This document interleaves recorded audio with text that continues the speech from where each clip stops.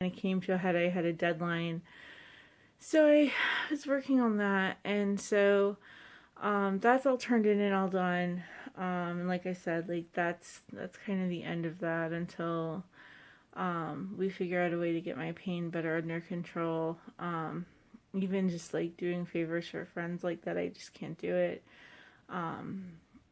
The CRPS causes cognitive dysfunction just because of the amount of pain that it causes, which is one of the things people don't realize, because not everybody has that experience. Like if you don't have, like if you're not living at level 8, 9, and 10 pain every day, which some people with CRPS aren't, right? Like some people are lucky. Like the first time that I had it, in 01 to 02, before I went into partial remission, I wasn't living at that pain level. I also had it localized to one wrist. So like the worst part was that it took forever for me to type because I was typing one-handed. That was literally the worst part, because the pain I could ignore to a lot of degree. And then of course they'd given me pain medication for it, which honestly I generally took the NSAIDs over the heavier stuff, but I can't do that now because I have ulcers. Which I didn't have at like age 19. And so I just had a very different experience that time. And the second type of synthetic nerve blocks worked that time.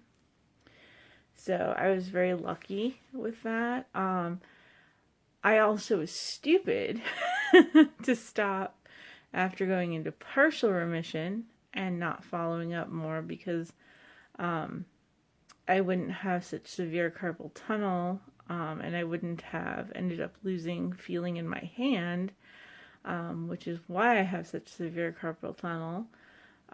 But anyway, my quality of life was much better back then.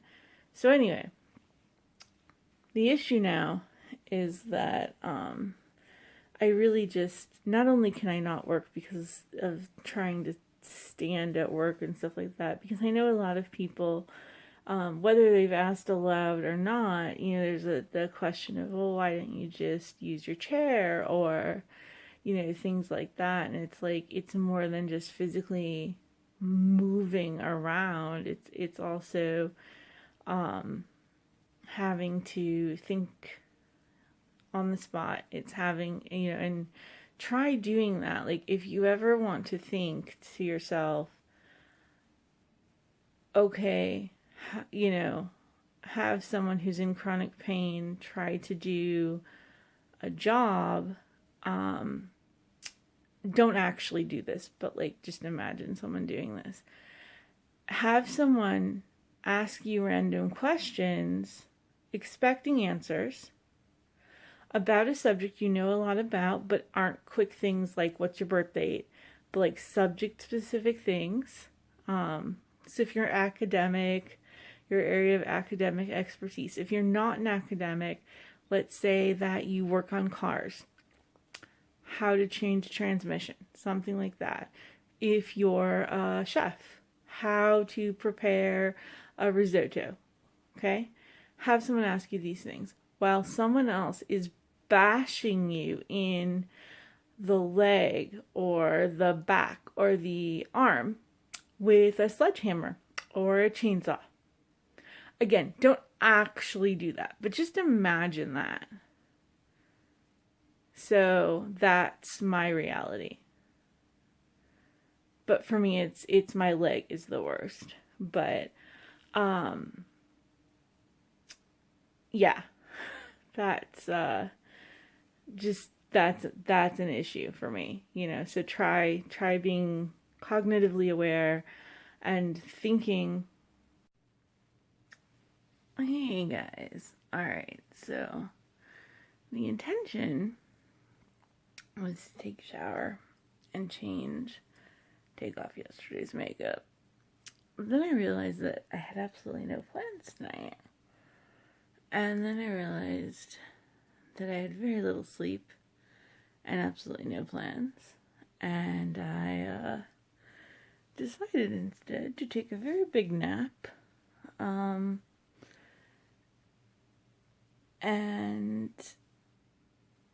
eat a dinner made entirely of carbs, basically, which of course helped with said nap. And so now it is about 23:39, and I am my version of wide awake. Ish. And I think that I am going to enjoy a couple of episodes of this series that I am almost done with. I had never watched it from beginning to end before because I had never had access to every episode in the series before. And I do right now, and I soon may not. So I'm in the final season anyway. So I may indulgently, as it were, watch a little bit more of that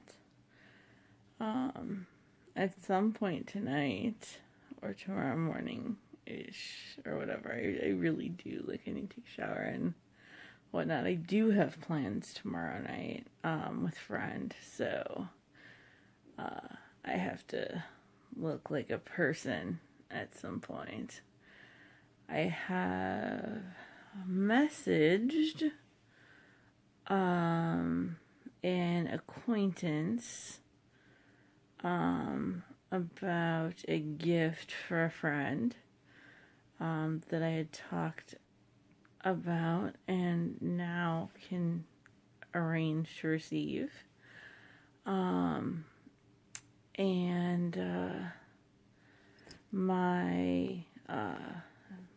The Mr. X that I mentioned yesterday has had some family drop in on him, so he's quite busy. And so it looks like it's going to be a good night for me to just indulge in a bit of telly and then sleep whenever I like, which I am just fine with because I am still really tired. So, I don't know if I mentioned earlier, I had to make a couple phone calls today. So, next week, and you guys will still be following me around at that point. On Monday, I have an appointment to look into some potential resources because I have issues with income since I am waiting for disability and I can't work. So, and then Tuesday I have a biopsy, and because I have a biopsy on Tuesday, I had to cancel my therapy appointment, and so I had to call today. I didn't realize that I had that therapy appointment until it was mentioned offhandedly the other day. And so, I had to move that therapy appointment to a week later, because I just probably won't be well enough to go on the same day as the biopsy. The biopsy is very invasive. It's not like painful or like, well, it's not supposed to be painful. And they're not like, they're not putting me out, but because of where it's being done in my body, it is unlikely that I will be, particularly able to navigate after, so I'll probably need to take it easy that night. Not the next day, a week from the next day, I set up my, gastrointestinal doctor's visit, my first visit to the gastro, so that I can get some things checked out with like my motility and also with my like, how do you say, like the heartburn kind of.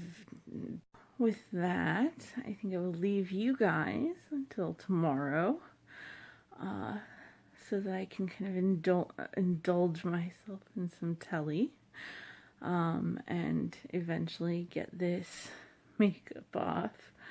And I am trying to do all 25 days. So, my goal is to see you again tomorrow. In the meantime, buenas noches.